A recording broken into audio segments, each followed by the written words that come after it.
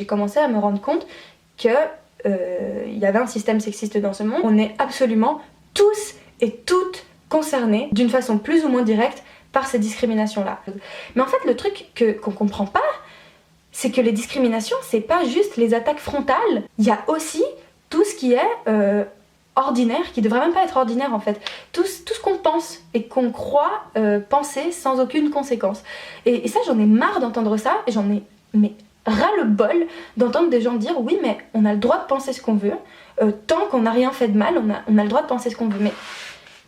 Mais tu comprends pas qu'en fait, genre ce que tu penses, ça a forcément un impact dans ton entourage, ça a un impact dans le monde, ça donne un message dans la société et ça renforce des systèmes discriminatoires. Ça a un impact, ça fait quelque chose. Donc non, t'as pas besoin d'aller te casser la gueule d'un homo pour être homophobe en fait. Coucou! Alors moi j'ai une solution pour Carologie pour éviter que les gens aient des pensées sexistes et des mauvaises pensées. Ce qu'on pourrait faire en fait, c'est de procéder à un enseignement hypnopédique dès l'enfance. Il s'agirait donc dans le sommeil du petit, on lui mettrait un casque dans les oreilles pendant la nuit. Pendant leur sommeil, il y aurait un message qui se répéterait en boucle, plusieurs messages antisexistes, anti-homophobes, anti-grossophobes, etc. Et comme ça, on est sûr qu'arrivés à l'âge adulte, les gens n'auront plus de mauvaises pensées. On sera sûr comme ça que les gens penseront correctement. Et les plus agressifs, ceux pour qui le conditionnement fonctionne un peu moins bien, eh bien on pourrait les envoyer dans des réserves à sauvages.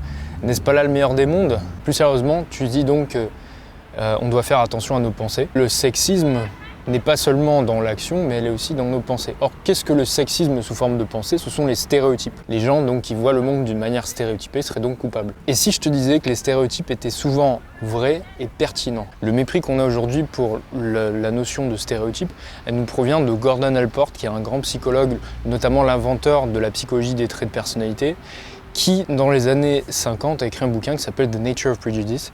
Et dans ce bouquin, il définit les stéréotypes comme étant résistants au changement, rigides, étant erronés, et la source de biais cognitifs, et surtout comme provoquant l'injustice sociale. Le problème, c'est que cette définition, elle est subjective, et elle est basée uniquement sur quelques anecdotes, sur aucune étude. Et tous les chercheurs qui, plus tard, vont parler des stéréotypes se sont basés sur la définition de Gordon Allport et n'ont pas jugé nécessaire de vérifier l'exactitude des stéréotypes ou non. Ce qui fait que on a dans beaucoup de manuels universitaires en psychologie et encore aujourd'hui de nombreux professeurs de psychologie sociale vont enseigner que les stéréotypes sont des croyances erronées. Et ces théories évidemment ont fait un tabac dans les universités américaines, comme vous le savez, qui sont le nid de l'idéologie égalitariste.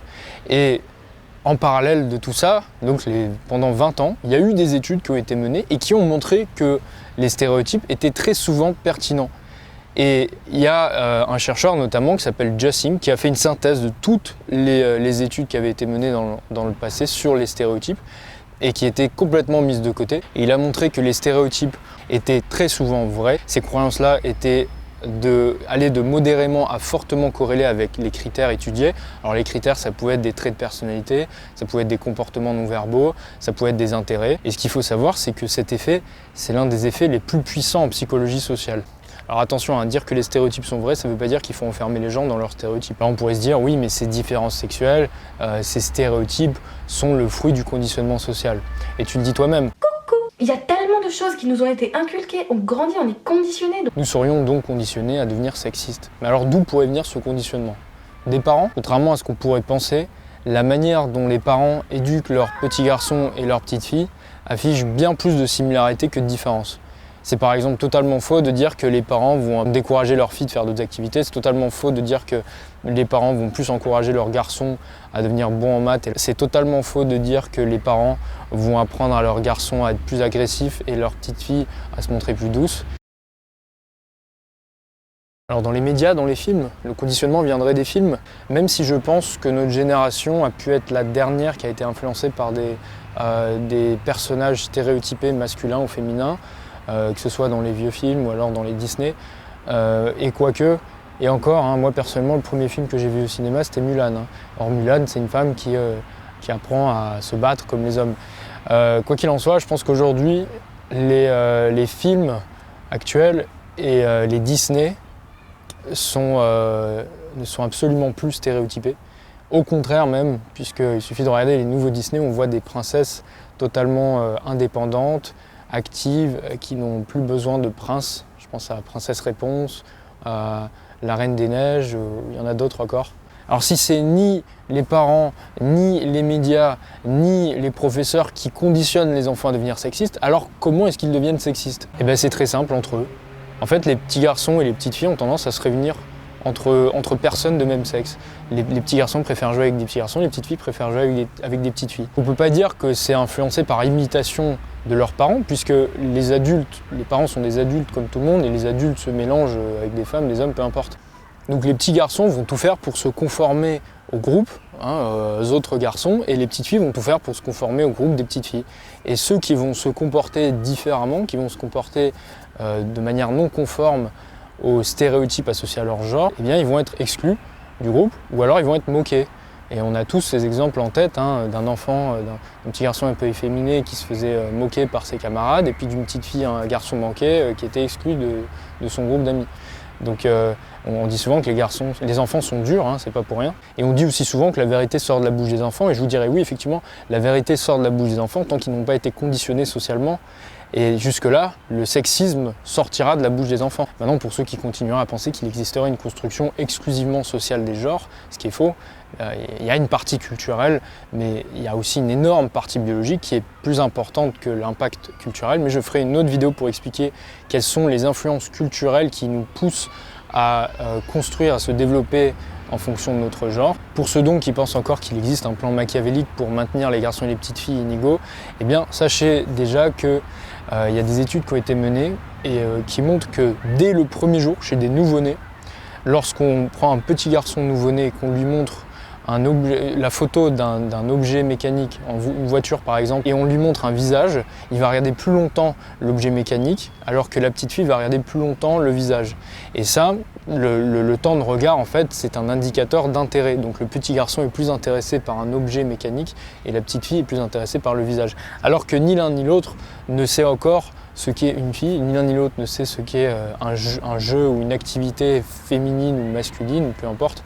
Ils ne sont pas conditionnés, ils sont totalement purs de tout conditionnement social. Entre 18 mois et 2 ans, on va retrouver les petits garçons qui vont jouer à des jeux avec des objets en mouvement, avec des camions, et les petites filles plutôt avec des dinettes ou des poupées.